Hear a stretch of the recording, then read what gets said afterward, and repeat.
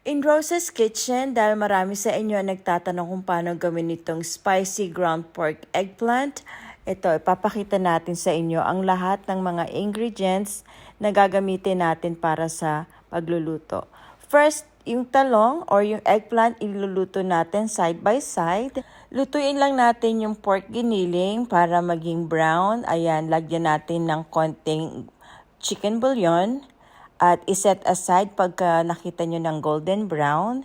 And then, magigisa tayo ng garlic, onion, at lutuin lang ng konti. Medyo gawin natin crystal yung onion. And then after that, huwag nyo isama yung nahulog. At after that, lagay na natin yung tomatoes. Igisa lang natin yung tomatoes at ihalo na rin natin ng giniling.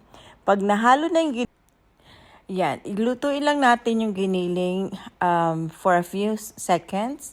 Halu-haluin lang at lagyan na natin siya ng ground pepper. Mas masarap yung mas maraming ground black pepper. So, yan. At susunod nating lalagyan ng oyster sauce. Ayan, ito yung brand na ginagamit ko for oyster sauce. Yan, lagyan lang na natin. Tansya-tansya lang, hindi naman kailangan ng measurement. Pero kung gusto nyo, it's up to you. Lagyan din natin ng konting toyo. At least mga 2 tablespoon siguro. Pero depende sa panlasa nyo kayo na ang mag-measure kung gaano kaalat or less alat.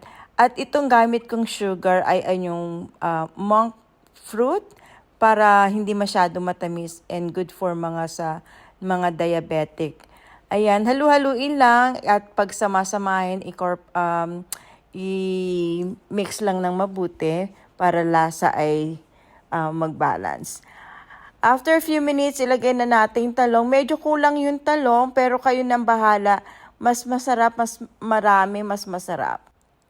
Ayan, halu-haluin lang natin yung talong at mas maraming talong mas masarap. Ayan, eto na. Okay na to. Thank you for watching.